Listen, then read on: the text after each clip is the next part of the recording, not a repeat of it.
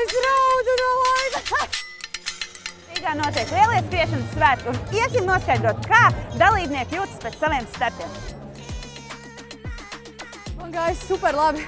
Tiešām super labi. Es nezinu, kāpēc man tik labi gāja, bet labi treniņi, botas. Man motivē laikam tā sajūta, ka es varu sev pierādīt kaut ko. Tāda iekšējā sacensība man patīk sevi pārbaudīt visu laiku, izspiest no sevis maksimumu. Es skrēju maratonu un es būšu atklāts viņu skrēju dēļ diviem iemesliem. Viens bija, lai motivētu savējos draugus, savējos čomus, parādīt viņiem, kas iespējams. Un otrs, es gribēju vienkārši sev nokaulēt pirms dabasnību eksāmenu. Īstenībā kaut kur pa vidu.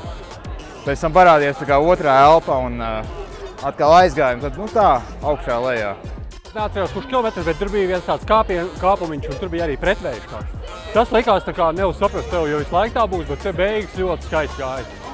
Nesanāca tik labi patrenēties, kā es gribēju, tāpēc es gribēju kaut ko jaudīgu, kas bišķi kompensēs. 4. veiposlāji, man liekas, jā, karbonīši. Bišķiņās palīdzēja, jūtu kaut ko. Manu apavu izvēle, kā mēs zinām, pirmais cilvēks, kurš noskrēja maratonu zem 2 stundām, bija Eliots Kipčogejs. Un viņš noskrēja ar Alpha Flyiem tikai pirmajām versijām. Es nopirku nākamo, kas nāca nākamā paudze tomēr. Adidas Pro 4. Bija ērti, nekas nesāpēja, ļoti labi absorbēja. Varēja vienkārši plūst kilometrus. Es iegāju veiklā, pateicu, man vajag melnas botas maratonam un iedeva melnas botas. Un tagad ir kaut kādi jautājumi, vai tu gribi jautras botas vai kaut kādas. Un kur es paņēmu kaut kādas jautrās.